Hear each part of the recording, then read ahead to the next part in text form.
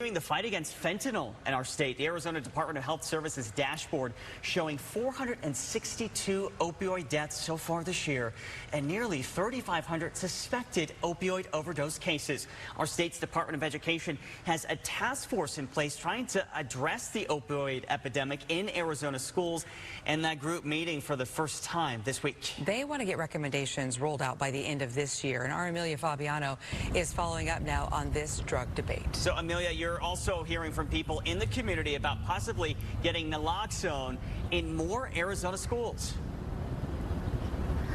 Nikki Kelly, for those who aren't familiar, naloxone or Narcan might be the brand name you're more familiar with, is an opioid overdose reversal drug. Now, State Superintendent Tom Horn wants to get this in every single school across our state in case a student or really anyone on campus overdoses by accident, or maybe they knew what they were taking. But either way, I spoke with one Valley Recovery Center expert who tells me she agrees.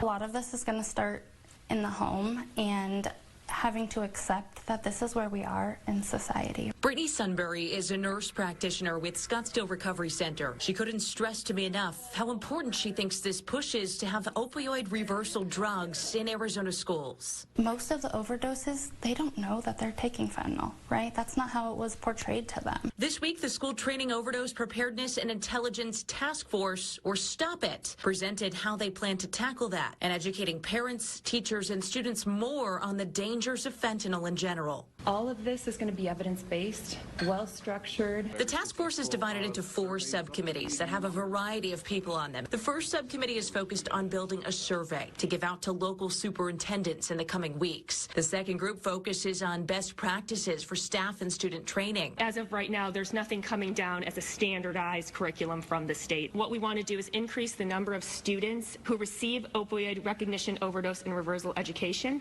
increase the availability of naloxone per student in school. The third group is focused on policy. We will be working on a standing order to administer language, and we're working with DHS on that, and then also to create a draft of naloxone policy and protocol based on the epinephrine policy and protocol for DHS and ADA for their consideration. And the final subcommittee is focused on how to overcome barriers with naloxone, how schools can obtain it, distribute it, and fund it. State Superintendent Tom Horn, though, saying this week that shouldn't be an issue. Narcan treatment, which saves lives, is $40. So if we find ways to fund it, great. If not, the schools can certainly afford it. And Sunbury agrees. She believes parents can even come together to support their children's schools to have life-saving doses on hand. We have a responsibility to protect our children.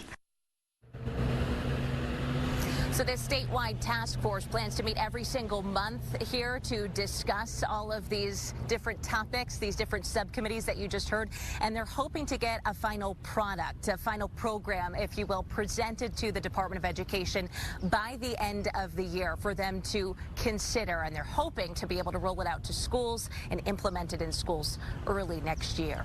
Reporting live in downtown Phoenix, Amelia Fabiano, ABC15 Arizona. You know, Amelia, thank you, because it is really important for us to hear from, all walks of life, especially those who are in the healthcare field. It really does make it even more real.